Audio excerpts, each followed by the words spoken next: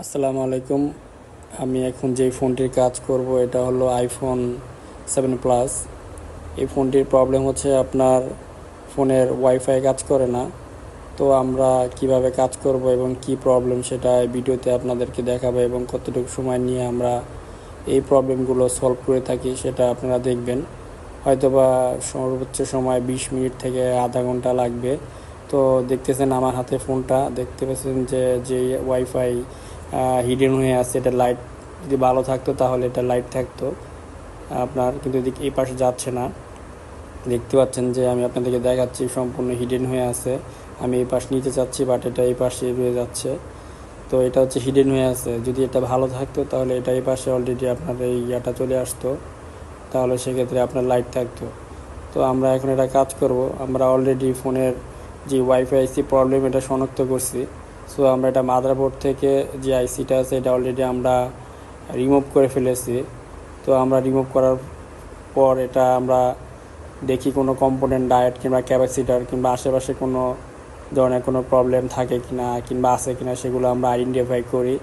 দেন finally শনাক্ত করি যে আপনার আইসিটা প্রবলেম। দেন আইসিটা আমরা রিমুভ করে ফেলি। সেখানে আমরা নতুন একটা আইসি ইনস্টল করার জন্য আমরা সেখানে প্রিপারেশন করার আগে সেখানে কিছু গ্লু থাকে, সেগুলোকে সুন্দরভাবে ক্লিন করতে হয়, পরিষ্কার করতে হয়, গ্লুগুলো রিমুভ করতে হয়।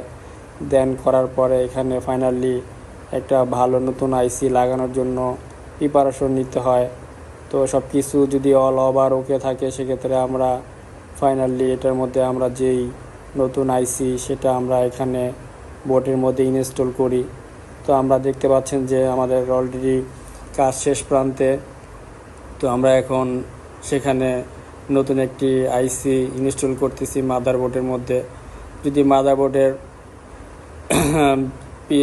অল ওকে থাকে আর আইসি যদি আপনার সম্পূর্ণ ঠিকঠাক থাকে, ইনশাল্লাহ আমাদের কাজটি সম্পূর্ণ হয়ে যাবে।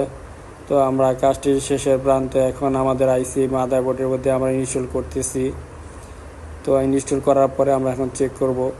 দেখেন আগে হিডেন ছিল, এখন কিন্তু এই যে আমরা চেক করতেছি, দেখেন এই যে অলরেডি লাইট চলে এসেছে।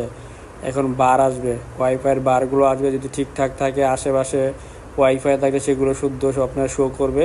এই যে বারগুলো দেখতে পাচ্ছেন অলরেডি সব বারগুলো শো করছে। এখন অলরেডি ইনশাল্লাহ ঠিক হয়ে গেছে।